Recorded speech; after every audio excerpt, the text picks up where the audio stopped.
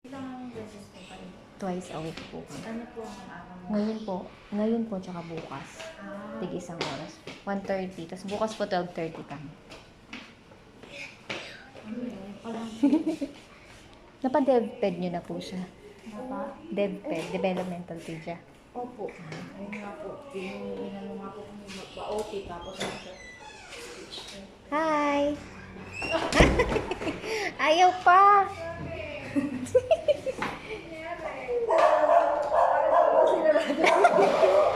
Ayaw pa? Ano lang po, kaya lang po siya Umiiyak? Kasi nag-play na po siya. So, medyo okay po yung ano niya. Hindi po siya, maganda po yung mood niya. Tapos po, nag-massage din po kami sa simula. Tapos po, nag-cellphone, mga ganun. Tapos, pinag-play ko siya dun sa table. Nung ako na po nagbigay nung toy. Pero po yung pinakaayaw niya po, yung pong PUBG. Pero ginawa naman po niya yung unang 4, tas ayaw niya pong tapusin, kaya po siya nagagalit. Kasi sabi ko, finish mo na. Then nagagalit siya, kakagatin niya ako, ganon.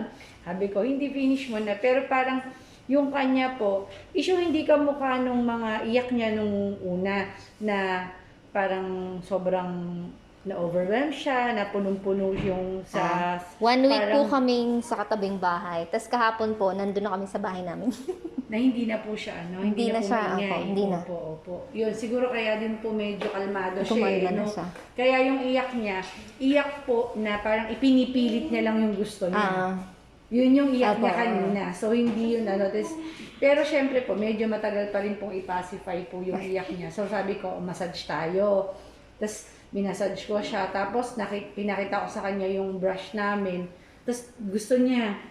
So, yun, nagpa-brush po siya na gano'n. Tapos, medyo sabi ko, dito ka ano, kasi naupo po siya sa floor. Sabi ko, dito ka na sa chair ka na, magbabrush na tayo, magmamassage na tayo. Noon po siya naupo. Tapos, tinry ko ulit na, finish natin yung gagawin. Ayaw niya talaga. Opo, talagang nagagalit na naman siya.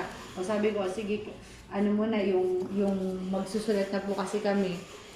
Tapos po, yung kanina, yung nag-ano siya nung pangalan niya, nag-trace po siya. Konti lang po yung help ko actually. Siya naman po yung nakatingin siya. Meron nga po habang kaming trace. habang Binilan ko siya ng nag-aano tracing. siya. Hindi ko pa naasikas. habang nagtitrace siya, nakatingin naman po siya. Tapos hindi po siya nagagalit, hindi po din po siya Tingin ko po, nagrereklamo. depende rin sa tao. Kasi yung kapatid po ng mama ko nasa amin kahapon. Okay po. Dikit siya ng dikit sa lola niya. Depende po siguro sa tao. Mm. Sinusunod niya. Pag kami, Medyo po, nagagalit. meron po kasi nga po siyang ganung behavior, yung magmamanipulate siya. Yung hanggat kaya niya, ipipilit niya yung kanya. Kaya lang po talagang pag nagpilit siya, ang lakas niya kasi. No, talagang yung buong effort niya talaga kapag Kaya nga pumalat siya eh. Kasi yung pag nag-shout duration, siya, yung duration ng ginagawa sa amin, doon minalat siya ng minalat.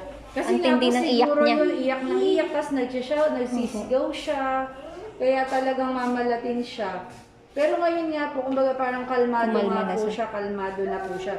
Yun na nga lang po yung iyak niya. Tapos nag-match din po siya ng mga numbers. Yung una ko lang po, hinelp ko siya para maintindihan niya na gagawa ka ng line papunta sa left hanggang right para ma-match mo yung number 1, number 2, ganyan.